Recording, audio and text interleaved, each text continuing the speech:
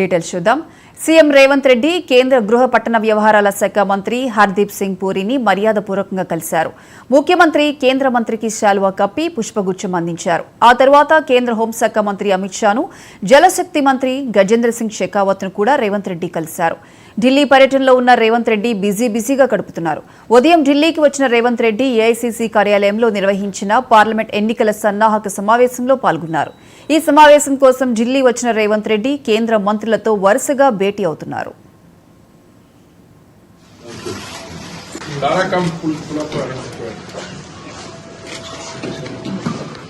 हो गया भाई, thank you.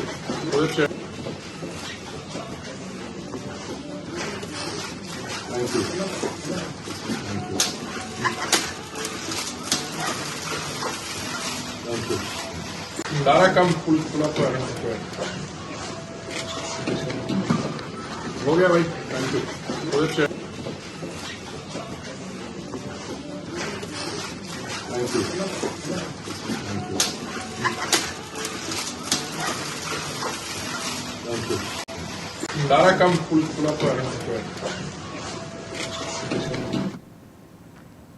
CM Revanth Reddy కేంద్ర గృహ పట్టణ వ్యవహారాల శాఖ మంత్రి హర్దీప్ సింగ్ పూరిని మర్యాదపూర్వకంగా కలిశారు.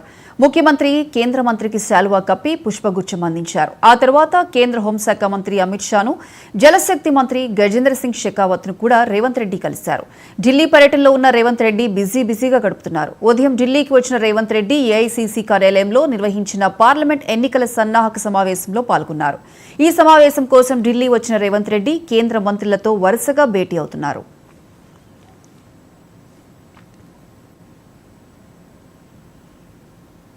తెలంగాణలోని 2 ఖాళీగా ఉన్న ఎమ్మెల్యే కోట, ఎమ్మెల్సీ స్థానాల ఉప ఎన్నిక కోసం కేంద్ర ఎన్నికల సంఘం షెడ్యూల్ను విడుదల చేసింది.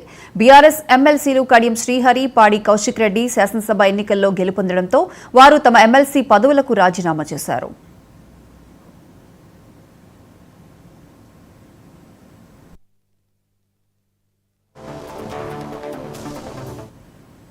ఈ నెల 18వ తేదీతో నామినేషన్ల గడువు ముగియనుంది. 19న నామినేషన్ల పరిశీలన, 22 వరకు నామినేషన్ల ఉపసంహరణకు గడువు ఉంటుంది. 29న ఎన్నికల పోలింగ్ జరుగుతుంది. ఉదయం 9 గంటల నుంచి సాయంత్రం 4 గంటల వరకు పోలింగ్ కొనసాగుతుంది.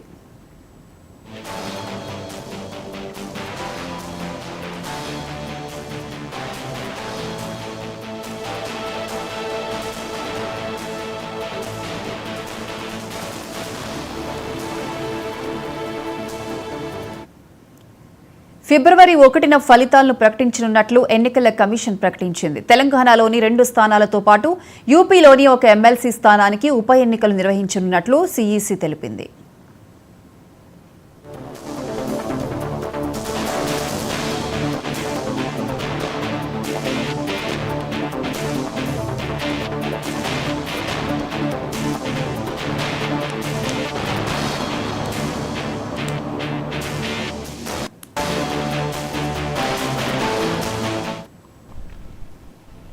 ప్రధాని మోదీ సర్కార్ను గద్దెదించడమే లక్ష్యంగా వచ్చే లోక్సభ ఎన్నికలపై కాంగ్రెస్ ఫోకస్ పెట్టింది.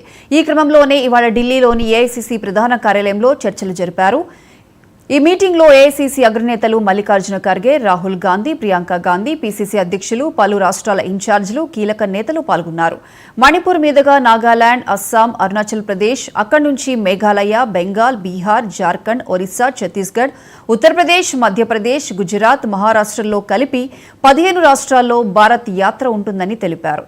ఈ భారత్ న్యాయ్ యాత్ర 6,700 కిలోమీటర్లు ఉంటుందని స్పష్టం చేశారు. ఇది హైబ్రిడ్ యాత్ర అని, పాదయాత్ర రూపంలో, బస్సుల్లో యాత్ర రూపంలో ఉంటుందని చెప్పారు. ఈ యాత్రలో అన్ని వర్గాల వారితో రాహుల్ మాట్లాడతారని అన్నారు. త్వరలోనే భారత్ న్యాయ్ యాత్ర ప్రారంభమవుతుందని వెల్లడించారు ఏఐసీసీ ప్రధాన కార్యదర్శి జైరాం రమేష్. ఆంధ్రప్రదేశ్లో అసెంబ్లీ ఎన్నికల హీట్ మొదలైంది. సీఎం జగన్ నుంచి ఎప్పుడు పిలుపు వస్తుందో, తనను తప్పిస్తారేమో, నియోజకవర్గాన్ని మారుస్తారేమో అంటూ వైసీపీ ఎమ్మెల్యేలు, ఎంపీలు బిక్కుబిక్కుమంటున్నారు. ఇప్పటికే 2 విడతల్లో నియోజకవర్గాల పార్టీ ఇన్ఛార్జీలను వైసీపీ ప్రకటించేసింది. కొందరు సిట్టింగ్లను పక్కన పెడితే మరికొందరు నియోజకవర్గాలను మార్చారు. ఇంకొందరి వారసులను తెరపైకి తెచ్చారు. ఇక రానున్న అసెంబ్లీ ఎన్నికల్లో ఎమ్మెల్యే అభ్యర్థులుగా ఈ ఇన్ఛార్జీలే బరిలోకి దిగే ఛాన్స్ ఉంది. సిట్టింగ్ ఎమ్మెల్యేలు, ఎంపీల్లో కొందరిని అటు ఇటుగా మార్పులు చేసిన జగన్ మరికొందరికి మొండి చేయి చూపారు.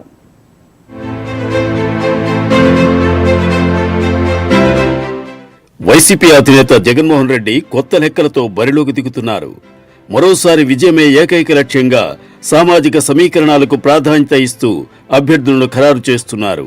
టీడీపీ బలం పెరిగిందని వార్తలొస్తున్న సీట్లలో ఊహించని మార్పులు చేస్తున్నారు. మొత్తం 175 అసెంబ్లీ స్థానాలకు గాను 60 నుంచి 70 స్థానాల్లో మార్పులు చేశారు. కొందరు ఎంపీలను ఎమ్మెల్యేలుగా, కొందరు ఎమ్మెల్యేలను ఎంపీలుగా బరిలోకి దింపేందుకు సిద్ధమయ్యారు. తొలి జాబితాలో 11 మంది అసెంబ్లీ ఇన్ఛార్జీలను ప్రకటించిన జగన్ రెండో జాబితాలో 3 ఎంపీ స్థానాలు, 24 అసెంబ్లీ స్థానాలకు ఇన్ఛార్జీలను ప్రకటించేశారు. ఈసారి 30 మంది కొత్తవారు ఎమ్మెల్యేలుగా పోటీ చేయనున్నట్లు తెలిసింది. ప్రస్తుత ఎమ్మెల్యేల్లో 15 మంది వరకు ఎంపీలుగా వెళ్లనున్నారు. ప్రస్తుత ఎంపీల్లో 2-3 మినహా మిగిలిన వారంతా ఎమ్మెల్యేలుగా పోటీ చేయనున్నారు. మొత్తానికి తాడేపల్లి కార్యాలయం కేంద్రంగా గెలుపు గుర్రాల ఎంపికను జగన్ పూర్తి చేశారు. చాలా చోట్ల సిట్టింగులకు షాక్ ఇచ్చారు. అనకాపల్లి ఎమ్మెల్యే ఐటీ మంత్రి గుడివాడ అమర్నాథ్కు టికెట్ నిరాకరించారు. మరో మంత్రి చెల్లుబోయిన వేణుగోపాలకృష్ణను రామచంద్రాపురం నుంచి రాజమండ్రి రూరల్కు పంపించారు. విజయవాడ సెంట్రల్ ఎమ్మెల్యే మల్లాది విష్ణును తప్పించారు. మాజీ మంత్రి వెల్లంపల్లి శ్రీనివాసరావును విజయవాడ వెస్ట్ నుంచి సెంట్రల్కు తరలించారు.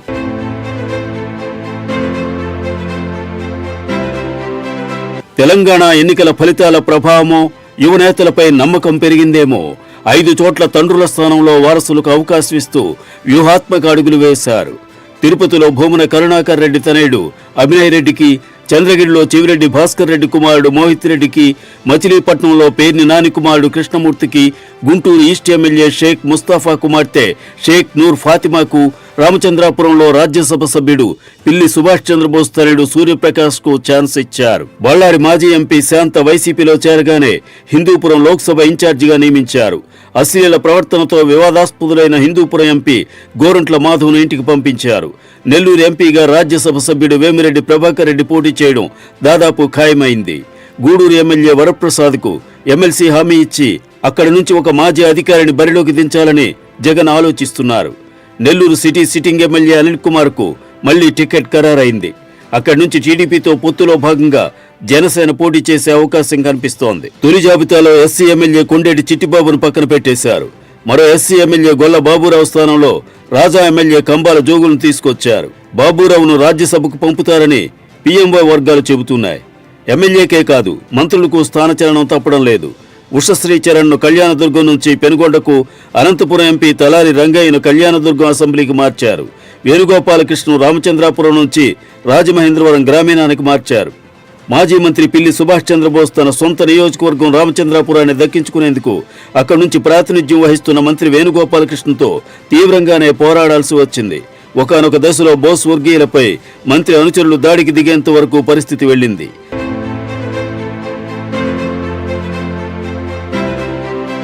తనకు లేదా తన కుమారుడికి టికెట్ ఇవ్వకుంటే రాజ్యసభ ఎంపీ పదవికి రాజీనామా చేసి స్వతంత్రంగా పోటీ చేస్తానని బోస్ హెచ్చరించడంతో వైసీపీ అధిష్టానం దిగొచ్చింది. ఆయన కుమారుడిని రామచంద్రాపురం ఇన్ఛార్జిగా నియమించింది. మంత్రి వేణును రాజమండ్రి రూరల్కు పంపించింది. మంత్రి గుడివాడ అమర్నాథ్తో పాటు Vijayawada central MLA Malladi Vishnu, Yemmiganur MLA Chennakesava Reddy, Kadiri MLA Siddha Reddy, P Gannavaram MLA Kondeti Chittibabu, Payakaraopeta MLA Golla Baburao టికెట్లు గల్లంతయ్యాయి. పోలవరం ఎమ్మెల్యే తెల్లం బాలరాజుకు బదులు ఆయన భార్య రాజ్యలక్ష్మి టికెట్ ఇచ్చారు.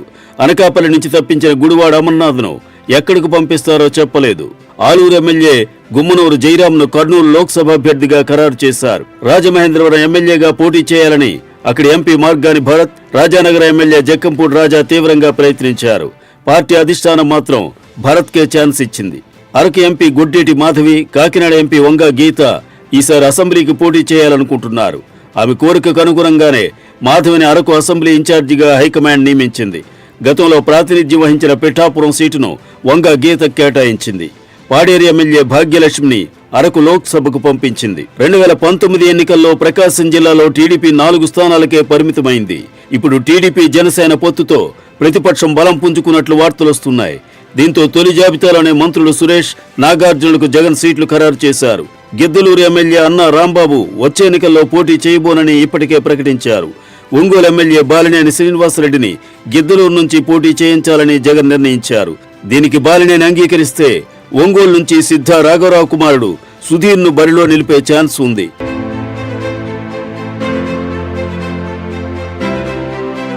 ఎంపీ మాగంటి శ్రీనివాసరెడ్డి కుమారుడు రాఘవరెడ్డిని కనిగిరి నుంచి పోటీ చేయించేందుకు కసరత్తు జరుగుతోంది. ఒంగోలు ఎంపీ సీటుకు బీసీ వర్గానికి చెందిన బుర్రా మధుసూదన్ పేరును పరిశీలిస్తున్నారు. పెనుగొండ ఎమ్మెల్యే శంకర్ నారాయణ స్థానికంగా తీవ్ర వ్యతిరేకతను ఎదుర్కొంటున్నారు. ఆయనకు టికెట్ ఇస్తే సహించబోమని దిగువ స్థాయి నాయకులు హెచ్చరించారు.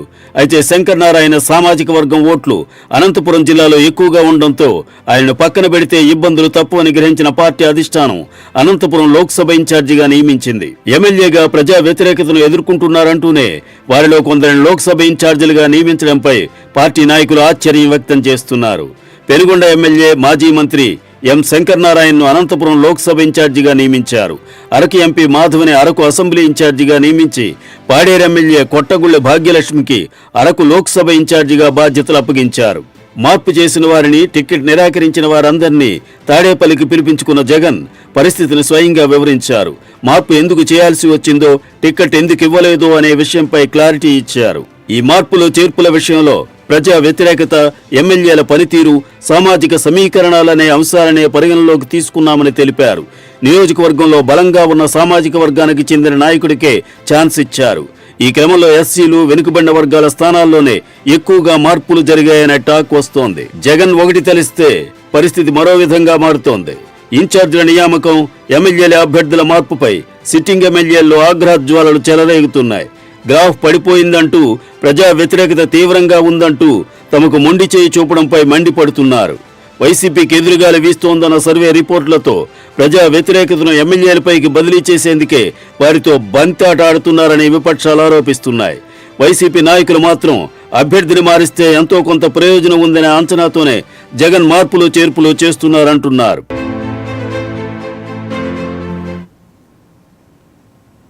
వైసీపీ బాస్ అభ్యర్థుల వేటలో తన మార్కు చూపిస్తున్నారు. ఇప్పటికే క్యాండిడేట్స్ ను మార్చేసిన జగన్ జగ్గయ్యపేటపై కూడా ఫోకస్ చేశారు. నియోజకవర్గంలో కీలకమైన సామాజిక వర్గంపైనే మిగతా పార్టీలు ఫోకస్ చేశాయి. ఒకరిని మించి మరొకరు ఎత్తులకు పై ఎత్తులు వేస్తున్నారు. అయితే సిట్టింగ్ ఎమ్మెల్యేలకు మాత్రం ఆ పార్టీ అధినేత ఫిట్టింగ్ పెట్టారట. సామినేని చేయి అందిస్తానన్నా అన్నా మీ సాయం మాకొద్దని సైడ్ కి పెట్టేశారని పుకార్లు షికార్లు చేస్తున్నాయి. ఇంతకీ జగ్గయ్యపేటలో ఫ్యాన్ పార్టీ నుంచి పోటీ చేసేదెవరు? జగన్ ప్రతిపాదించిన ఆ కొత్త అభ్యర్థి ఎవరు? రాజకీయాలందు ఏపీ రాజకీయాలే వేరయ్యా అంటారు పండితులు.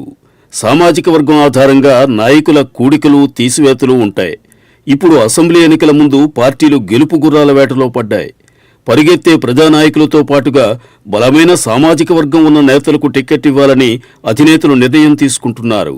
అందులో జగ్గయ్యపేటపై సీఎం జగన్ 360 డిగ్రీలతో ఫోకస్ పెట్టారు. సిట్టింగ్ ఎమ్మెల్యే సామినేని ఉదయభానుకు మొండి చేయి చూపారట. జగ్గయ్యపేట నియోజకవర్గంలో కమ్మ సామాజిక వర్గం బలంగా ఉంది. అభ్యర్థుల గెలుపోటములను అదే సామాజిక వర్గం డిసైడ్ చేస్తుంది. అందుకు అనుకూలంగానే 50,000కు పైచిలుకు ఓటు బ్యాంకు ఉన్న కమ్మ సామాజిక వర్గం నుంచి బలమైన లీడర్ను బరిలోకి దించాలని పార్టీలు భావిస్తున్నాయి. మొత్తం 81 గ్రామాల్లో దాదాపుగా 64 గ్రామాల్లో అగ్రనేతలు కమ్మవారే ఉన్నారు. అయితే ఇటీవల టీడీపీ నిర్వహించిన బాదుడే బాదుడు కార్యక్రమంలో కమ్మ లీడర్ల బలమెంతో మరోసారి నిరూపితమైంది. అదే ప్రోగ్రాంలో చంద్రబాబు వైఖరితో తెలుగు తమ్ముళ్లలో ఆక్రోశం బయటపడింది కూడా. నియోజకవర్గంలో గెలుపోటములతో సంబంధం లేకుండా పార్టీకి అండగా ఉంటున్న సీనియర్ నాయకులను వైసీపీ అధినేతనే ప్రభుత్వంలో అక్రమంగా తెలుగు తమ్ముళ్లపై మోపుతున్న కేసులకు అండగా ఉంటూ తెలుగుదేశం పార్టీ బలోపేతానికి పాటుపడుతున్న యువ నాయకులను, కమ్మ సామాజిక వర్గానికి చెందిన పార్లమెంటు ప్రతినిధిని అగౌరవపరిచారని తెలుగు తమ్ముళ్లు పార్టీ కార్యక్రమాలకు దూరంగా ఉంటున్నారు. ఇది గమనించిన వైసీపీ అధినేత ముందస్తుగానే అలర్ట్ అవుతూనే కమ్మ సామాజిక వర్గానికి చెందిన నేతకు టిక్కెట్ ఇవ్వాలని ఓ నిర్ణయానికి వచ్చినట్టుగా తెలుస్తోంది. ఇప్పటికే టీడీపీ అధినేత చంద్రబాబు కూడా కమ్మ సామాజిక వర్గం నుంచి బలమైన లీడర్ కోసం వేట కొనసాగించారు. అందులో ఓ బిజినెస్ మ్యాన్ పేరు బలంగా వినిపిస్తోంది. ఆయన కమ్మ సామాజిక వర్గం వ్యక్తి అవడంతో పాటుగా జగ్గయ్యపేట నియోజకవర్గంలో ప్రతి ఒక్కరితోనూ సన్నిహితంగా ఉండే వ్యక్తి కూడా. నియోజకవర్గంపై మంచి పట్టు ఉండడంతో ఆయన పేరు బలంగా వినిపిస్తోంది. మరోవైపు టీడీపీ అధినేత అడుగులను పసిగట్టిన వైసీపీ బాస్ జగన్ కూడా కమ్మ సామాజిక వర్గానికి చెందిన వ్యక్తినే రంగంలోకి దించాలని భావిస్తున్నట్టు తెలుస్తోంది. టీడీపీ, వైసీపీ నుంచి బరిలోకి దిగే నేతలెవరో తెలుసుకోవాలంటే మరికొన్ని రోజులు ఆగాల్సిందే. ప్రకాశం జిల్లా దర్శి పోలీస్ స్టేషన్లో ఏసీబీ అధికారులు దాడులు నిర్వహించారు. ఓ కేసు విషయమై లంచం తీసుకుంటూ ఎస్ఐ రామకృష్ణ దొరికిపోయాడు. దీంతో ఆయన్ను ఏసీబీ అధికారులు విచారిస్తున్నారు. ఈ దర్శి పట్టణానికి చెందిన శేషం రమణయ్య అని చెప్పేసి ఇక్కడ అడ్వకేట్గా పనిచేస్తున్నారు. ఆయన తమ్ముడు చిన్న రమణయ్య వాళ్ళ ఫాదరు ఒక 2022లో ఒక మర్డర్ కేసులో నిందితులుగా ఉన్నారని చెప్పి వారి మీద ఒక కేసు దర్శి పోలీసు వారు నమోదు చేసి ఛార్జ్షీట్ కూడా ఫైల్ చేయడం జరిగింది. సబ్సిక్వెంట్గా 2023లో ఈ రమణయ్య మీద వాళ్ళ బ్రదర్ చిన్న రమణయ్య మీద రౌడీ షీట్లు ఓపెన్ చేయడం జరిగింది. ఆ రౌడీ షీట్లు క్లోజర్ కోసం వీళ్ళిద్దరూ బ్రదర్స్ ఇద్దరు ఏపీ హైకోర్టుకి అప్రోచ్ అయ్యారు. 14/12/2023 వాళ్ళు హైకోర్టులో రిట్ పిటిషన్స్ ఫైల్ చేయడం జరిగింది. ఆ రిట్ పిటిషన్స్ ఫైల్ చేయగానే ఇంటర్న్ హైకోర్టు వారు డైరెక్షన్స్ ఇచ్చారు. సోపుండా పోలీస్ అండ్ దర్శి ఎస్డిపిఓ అలానే ఎస్హెచ్ఓ దర్శి వీళ్ళు దానికి కౌంటర్ ఫైల్ చేయమని చెప్పి వాళ్ళు ఉత్తర్వులు ఇచ్చారు. దాని ప్రకారం మన ప్రకాశం జిల్లా ఎస్పీ గారి దగ్గర నుంచి మన ఈ ఎస్ఐ గారికి డి రామకృష్ణ గారికి ఆ కౌంటర్ ఫైల్ చేయమని ఇన్స్ట్రక్షన్స్ కూడా రావడం జరిగింది. దాని మీద ఆ కౌంటర్స్ గురించి ఒకసారి ఎస్ఐ గారిని ఈయన కలిస్తే ఈయన 20,000 రూపాయలు ఇస్తే నీకు అనుకూలంగా కౌంటర్స్ ఫైల్ చేస్తాను, అదర్వైజ్ నేను చేయను అన్నట్టు ఆయన మాట్లాడడం జరిగింది. దాని మీద ఆయన ఆ డబ్బులు ఇవ్వడానికి ఇష్టపడక 1వ తారీఖున అంటే జనవరి 1, 2024 ఏసీబీ ఒంగోలు వారిని అప్రోచ్ అవడం జరిగింది. ఆయన కంప్లైంట్ ఇవ్వగా ఆ కంప్లైంట్ని పరిశీలన చేసి ఈరోజు అనగా 4వ తారీఖు మేము ఎఫ్ఐఆర్ నమోదు చేసుకొని ఈ ట్రాప్ కండక్ట్ చేయడం అయింది. ఈ ట్రాప్ అతను కంప్లైంట్ మళ్ళీ వచ్చేసి ఎస్ఐని కలిసినప్పుడు డబ్బులు తెచ్చామని చెప్పేసి అడిగి ఆ డబ్బులు తీసుకోవడం జరిగింది. అతను లెఫ్ట్ సైడ్ ప్యాంట్ పాకెట్లో కూడా పెట్టుకొని ఉన్నాడు.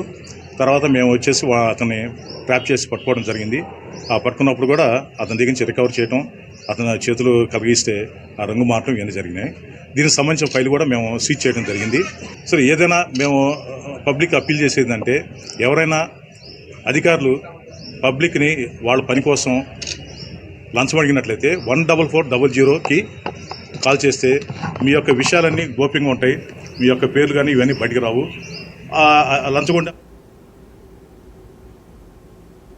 ఏపీలో సిట్టింగ్ల పనితీరు, ప్రజాదరణకు సంబంధించిన అంశాలతో కూడిన పూర్తి సమాచారం తమ ముఖ్యమంత్రి వద్ద ఉందని వైసీపీ సీనియర్ నేత శ్రీనివాసరావు అన్నారు. సర్వేల ఆధారంగానే అధిష్టానం నిర్ణయం తీసుకుంటుందని అన్నారు.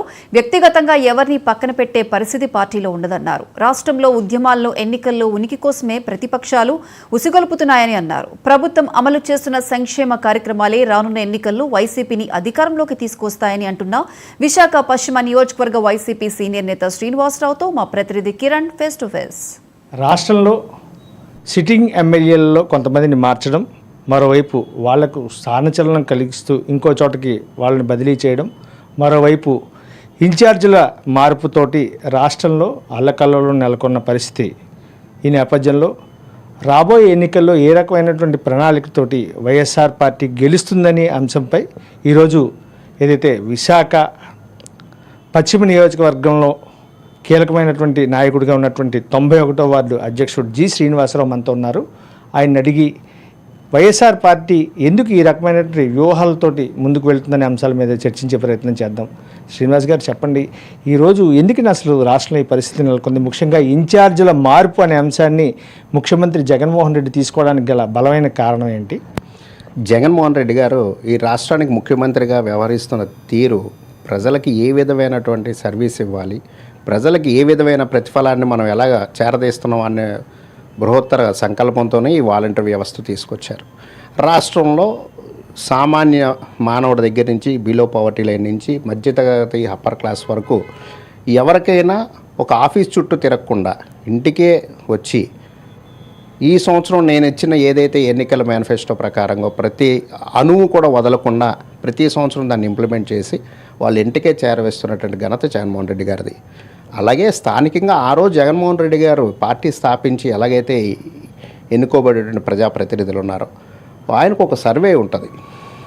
అసలు రాష్ట్ర ప్రజలు ఆ నాయకత్వం దగ్గర విశ్వాసంతో ఉన్నారా లేదా, ఉంటే వాళ్ళకి ఆ నాయకుడు చేరువుతో ఉన్నాడా లేదా అని ఒక సర్వే ఉంటుంది.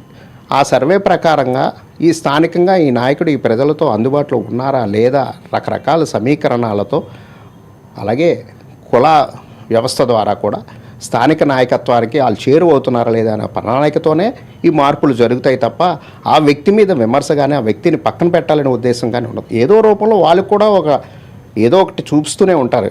సపోజ్ కోల గురువులు గారు ఉన్నారు, ఈ మధ్యనే ఆయనకి ఒక ఎమ్మెల్సీ, ఒక చైర్మన్, పార్టీ అధ్యక్షుడు పగ్గాలు అంటే ఒక సామాజిక వర్గాన్ని అలా చూసుకుని వచ్చారు. ఇప్పుడు వెళ్ళిపోతారు అని అనుకున్న వంశీ ఆయనకి ఒక ఎమ్మెల్సీ ఇచ్చారే. గతంలో ఆయనకి ఒక నగర అధ్యక్షుడిని చేశారు. ఆయన ఎవరిని వదులుకోరు. ఆయన కోసం ఎవరైతే కష్టపడ్డారో ఆయన గుర్తించుకొని ఆ స్థానాన్ని ఆయన దగ్గరే పెట్టుకుంటారు. ప్రజలకు మాత్రం చేరువలో ఉన్నారా లేదా అన్న సమీకరణాలు దృష్టిలో పెట్టుకొని మాత్రమే మార్పులు చేర్పులు. గెలుపు అవసరం అధికారంలో ఉన్న తర్వాత కదండి మనం ఏదైనా చేయటం అన్నది. ప్రజలకు మన సుపరిపాలన ఇలాగే కొనసాగాలి. ఇంతకంటే ఇంకా మంచిగా, ఇంకా ఇప్పటికే బాగుంది, ఇంకా బాగుండాలి అనే తపనతో పరిపాలన చేస్తున్నటువంటి జగన్మోహన్ రెడ్డి గారి పరిపాలన ఇది. ఆయన సార్ ఇప్పుడు ఇన్ఛార్జీల మార్పు, నియోజకవర్గాన్ని మార్చి కొన్ని చోట్ల వేరే ప్రాంతాలకు వాళ్ళని తీసుకెళ్తున్నారు. ఉన్న చోటే వాళ్ళు బలం లేకపోవడం వల్ల, బలహీనత వల్ల, ప్రజల్లో చేరువు కాకపోవడం వల్ల ఈ పరిస్థితిని ఇప్పుడు మీరు చెప్తున్నారు. అయితే కొత్త చోటుకి వెళ్తే వాళ్ళు అక్కడ స్థిరపడడానికి కొంత టైం పడుతుంది. ఈ రానున్న సమయం చూస్తే ఎన్నికలకి 3-4 నెలల్లోనే ఎన్నికలను ప్రచారం జరుగుతుంది. ఈ పరిస్థితిలో వాళ్ళు అక్కడ ఎలా సెటరేట్ అవుతారు? పార్టీని ఎలాగా గెలిపించే అవకాశం ఉంటుంది? జగన్మోహన్ రెడ్డి గారు ఏది నిర్ణయమైనా అంత ఈజీగా తీసుకోరండి. ఇంకా నాకు తెలిసి 3 నెలల కాలం ఉంది. ఈ 3 నెలల్లో ఆయన డౌన్ టు ఎర్త్ ఆ ప్రజల్లోకి వెళ్ళమనే కదండి ఈ నాయకత్వాన్ని కొత్తగా ఇవ్వడం. ఆ కష్టం కూడా తెలియాలి కదా. ఆ లోకల్గా ఉన్నట్టు స్థానికుడు సమస్యలు ఏంటి, లేకపోతే వాళ్ళకి ఏం మనం చేయాలి, ఏమి ఇప్పటి వరకు వాళ్ళకి అందుబాటులో లేకపోయాయి అన్నది చెక్ చేసుకోవడానికి ఈ 3 నెలల వ్యవధి. అంటే 4 సంవత్సరాలు 9 నెలలు వీళ్ళు డౌన్ టు ఎర్త్ లేకున్న పరిస్థితిలో ఈరోజు కొత్తగా వెళ్ళి 3 నెలల్లోనే వీళ్ళు ఏం సాధిస్తారు? 4 సంవత్సరాలు 9 నెలల పాటు స్థానికంగా ఉన్న నియోజకవర్గంలోనే వీళ్ళు పట్టు సాధించలేకపోతే ప్రజల్లో 3 నెలల కాలంలో ఏం సాధించగలుగుతారు? ప్రజల పట్టు జగన్మోహన్ రెడ్డి గారండి. ఆయనకి మనం ప్రజలకు చేస్తున్న సర్వీసు, ఆయన ఇస్తున్నటువంటి ప్రతిఫలాలు ఏమి ఇవ్వట్లేదు. సంక్షేమ పథకాలు ఎన్నండి. ఇవాళ స్కూళ్ళు బాగు చేశారు. ఒక కార్పొరేట్ సెక్టర్కి ధీటుగా స్కూల్ వ్యవస్థను తీసుకొచ్చారు. ఇంకా అది చాలదండి ప్రజల్లోంచి తీసుకురావాలనుకుంటే. ఏది కావాలంటే అది నేను ఏంటి చేయలేదు. హాస్పిటల్స్ కావాల్సింది ఏంటంటే ఒక విద్య కావాలి అంటే పిల్లతనం నుంచి వాడు ఒక చదువుకుంటే వాడు జాబ్కి వెళ్తే వాళ్ళ కుటుంబాన్ని పోషించేస్తాడు. ఆ విద్యా వ్యవస్థని సమూలంగా మార్చేశారు. అలాగే తీసుకొచ్చారు హాస్పిటల్స్. ఎవరికైనా ఆరోగ్యం సుస్థి చేస్తే ఎక్కడికో వెళ్ళి కార్పొరేటర్ వైద్యం అవసరం లేదు, కానీ డైరెక్ట్గా ఒక ప్రభుత్వ హాస్పిటల్లో రూపాయి లేకుండా ఆరోగ్యశ్రీలో 3,000 వరకు ఇంకా కొత్త వ్యాధులను కూడా అందులోకి చేర్చారు. Okay, right. మీరు చెప్పిన దాంతో ఓకే. కానీ ఈరోజు పరిస్థితి చూసుకున్నట్టయితే రాష్ట్ర వ్యాప్తంగా అన్ని కార్మిక సంఘాలు కావచ్చు, ఉద్యోగ ఉపాధి రంగ సంస్థలు కావచ్చు, వీళ్ళందరూ కూడా నిరసనలు, ఆందోళనలు చేస్తున్నారు. ఈ పరిస్థితి హఠాత్తుగా ఎందుకు ఈ పరిస్థితి ఏర్పడింది రాష్ట్రంలో? ఈ ఎలక్షన్ వచ్చాక ఇలాంటి పార్టీలన్నీ కూడా రోడ్డు ఎక్కడం, ప్రజలు గుర్తు రావడం అన్నీ అవుతాయి. ఈ 4.5 సంవత్సరాల్లో ప్రజలకు ఏం చేయలేదో, లేకపోతే ఏదైనా సమస్య ఉందని ఎందుకు గుర్తు రాగలదండి? ఇదే ప్రభుత్వానికి వీళ్ళకి ఈ అవసరం అండి అని చెప్పి పోనీ వీళ్ళైనా నిరసన కాకపోయినా ఓ రిప్రజెంటేషన్ చేశారా? ఇప్పుడు ఈ 3 నెలల వ్యవస్థ వస్తుంది కాబట్టి, ఎన్నికల వ్యవస్థ మన మనుగడ, మన ఉనికి కాపాడుకోవడం కోసం వీళ్ళు ఎవరితో సమీకరణాలు చేసుకోవడమో, లేకపోతే ఇంకో పార్టీ వాడు వీళ్ళు పిలుస్తారనే కదా బయటకు వచ్చారు. ఈ 4.5 సంవత్సరాలు ప్రజలు గుర్తు రాలేదండి. ఇదే కార్మిక సంఘాలు అవ్వచ్చు, నాయకులు అవ్వచ్చు, పార్టీలు అవ్వచ్చు. మరి ఇదివరకు ఈ 4.5 సంవత్సరాలు గుర్తు రాలేదా వీళ్ళకి? ప్రభుత్వం ఏర్పడిన తర్వాత ప్రతి వ్యక్తికి ఏదో ఒక అవసరమో ఇబ్బంది ఉన్నది అన్నది ఈరోజు గుర్తొచ్చే జగన్మోహన్ రెడ్డి గారు ఏమీ చేయట్లేదంటే, పొదుపు సంఘాలు ఉన్నాయి. చంద్రబాబు నాయుడు గవర్నమెంట్లో వాళ్ళకి జీతం ఉండేది కాదు. జగన్మోహన్ రెడ్డి ఇచ్చారు 10,000 రూపాయలు జీతం ఇస్తున్నారు నీకు. ఏం చేయలేదు. అంగన్వాడీ ఇదివరకు స్కూల్లో పౌష్టిక ఆహారం కూడా ఇచ్చేయడానికి కనీసం వాళ్ళ దగ్గర నుంచి ఐసిడిఎస్ నుంచి ఏమి ఇచ్చేవారు కాదు. ఈరోజు గర్భిణి ఇలా అవుతుంది అని అంటే తల్లి బిడ్డకు పోషకాహారం సమిష్టిగా అన్ని సమకూరలాగి ఇంటికి వెళ్ళి తీసుకొచ్చి బాలెంత దాకా ప్రెగ్నెన్సీ అయితే తీసుకెళ్ళి డెలివరీ తీసుకొచ్చి వ్యాన్లో ఇంటికి తీసుకెళ్ళి దించే వరకు ప్రభుత్వం రెస్పాన్సిబిలిటీ తీసుకుంటుంది. సో అల్టిమేట్గా ఈ రోజున ఎవరైతే ఉన్నారో సిట్టింగ్ ఎమ్మెల్యేలు ఉన్నారో వాళ్ళందరూ చాలా నిర్లిప్తతో, నిరుత్సాహంతో ఉన్నారు. దీనికి గల కారణం ఏంటి? ఉంటారండి. ఇప్పుడు ఆ 5 సంవత్సరాల అధికారం అనుభవించి ఒకసారి నేను పక్కన పెట్టి ఏదైతే మళ్ళీ ఎలక్షన్కి వెళ్ళాలో కొత్తగా ఇంకో నాయకుని తీసుకొని నేనే ప్రచారంకి వెళ్ళే ఫీలింగ్ సహజంగా ఉంటుంది. ఆ కొత్తలో ఉంటుంది 4 రోజులు పోయిన తర్వాత సర్దుకొని వెళ్ళిపోయి వాళ్ళే గెలిపించి తీసుకెళ్తారు. గెలిపించి తీసుకెళ్ళిన తర్వాత ఏదైతే మళ్ళీ ఎలక్షన్కి వెళ్ళాలో కొత్తగా ఇంకో నాయకుని తీసుకొని నేనే ప్రచారంకి వెళ్ళే ఫీలింగ్ సహజంగా ఉంటుంది. ఆ కొత్తలో ఉంటుంది 4 రోజులు పోయిన తర్వాత సర్దుకొని వెళ్ళిపోయి వాళ్ళే గెలిపించి తీసుకెళ్తారు. గెలిపించి తీసుకెళ్ళిన తర్వాత ఇప్పుడు ఈ ఏదైతే హోదా ఉందో దానికి ఇంకో ఆల్టర్నేటివ్ హోదా జగన్మోహన్ రెడ్డికి కల్పిస్తారే కానీ వదిలేరు కదా. ఎందుకంటే ఇది ఒక కుటుంబ వ్యవస్థ. ఆయన ఇంతమందిని ఇంత బాగా చూసుకున్న వ్యక్తిని వాళ్ళని కూడా వదిలిపెడతారని నేనైతే అనుకున్నాను జగన్మోహన్ రెడ్డి గారు. Thank you sir. ఇది ప్రస్తుతం మనం చూసుకున్నట్టయితే శ్రీనివాస్ గారు చెప్పిన దాన్ని బట్టి అల్టిమేట్గా వైఎస్ఆర్ పార్టీయే ఫైనల్ అని చెప్పి ఏదైతే అసంతృప్తులు ఉన్నారో వాళ్ళందరినీ కూడాను బొజ్జగింపులు చేయడం కానీ వాళ్లకు కావాల్సినటువంటి న్యాయం చేయడంలో ఖచ్చితంగా జగన్మోహన్ రెడ్డి ఎప్పుడు కూడా ముందుంటారని చెప్పి చెప్పడం జరుగుతుంది. మరోవైపు ఏదైతే ఇప్పుడు జరుగుతున్నటువంటి రాష్ట్రంలో నెలకొన్నటువంటి పరిస్థితులు అంగన్వాడీలు కావచ్చు, మిగతా అన్ని వర్గాలు కావచ్చు, వివిధ పొలిటికల్ పార్టీస్ కావచ్చు చేస్తున్న ఆందోళన ఎన్నాళ్ళు ఎందుకు గుర్తు రాలేదని చెప్పి ఎన్నికల ముందు ఇటువంటి హడావుడిలన్నీ కూడాను సర్వసాధారణమని చెప్పడం జరుగుతుంది. కెమెరామ్యాన్ రాముతో కిరణ్ కుమార్, 99 టీవీ వైజాగ్.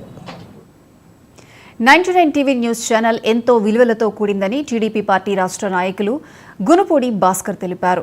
పొదిలిలోని తన నివాసంలో 99 టీవీ న్యూస్ ఛానల్ క్యాలెండర్ను ఆవిష్కరించారు. వార్తల ప్రసారంలో ముందుండి వాస్తవాలను ప్రజలకు చేరవేసే దిశగా పనిచేస్తుందని కొనియాడారు.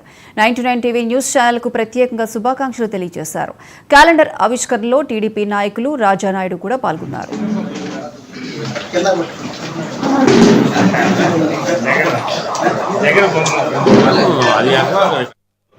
ఈరోజు పొదిలి పట్టణంలో 99 టీవీ క్యాలెండర్ని 2024 క్యాలెండర్ని ఇవాళ రిలీజ్ చేయడం జరిగింది. దీనికి ముఖ్య అతిథులుగా మన state party secretary Gunupudi Bhaskar గారు, అదేవిధంగా యల్మందయ్య గారు, వెంకటేశ్వర రెడ్డి గారు మరియు మురళి గారు అందరి ఆధ్వర్యంలో ఇవాళ క్యాలెండర్ని ఓపెన్ చేయడం జరిగింది. అందరికీ 2024 సంవత్సరం ఒక శుభాకాంక్షలు తెలియజేస్తూ ఈ సంవత్సరం అందరూ కూడా మంచి జరగాలని, అందరూ కూడా అభివృద్ధి పదాన్ని నడవాలని కోరుకుంటూ, అదేవిధంగా రేపు 5వ తేదీ మన కనిగిరిలో జరుగు మన జాతీయ అధ్యక్షులు నారా చంద్రబాబు నాయుడు గారి యొక్క సభకి మీరందరూ కూడా అశేష జనం చేసి సభను జయప్రదం చేయవలసిందిగా కోరుతున్నాను. 99 టీవీ న్యూస్ ఛానల్ క్యాలెండర్లు పలు జిల్లాల వారీగా అధికారులు, ప్రజాప్రతినిధులు ఘనంగా ఆవిష్కరిస్తున్నారు. ఇందులో భాగంగా అల్లూరి సీతారామరాజు జిల్లా కలెక్టర్ సుమిత్ కుమార్, పాలేరు ఎమ్మెల్యే భాగ్యలక్ష్మి చేతుల మీదుగా క్యాలెండర్ ఆవిష్కరణ కార్యక్రమం జరిగింది. టీవీ ఛానల్ న్యూస్ యాజమాన్యానికి ప్రత్యేకంగా శుభాకాంక్షలు తెలియజేశారు.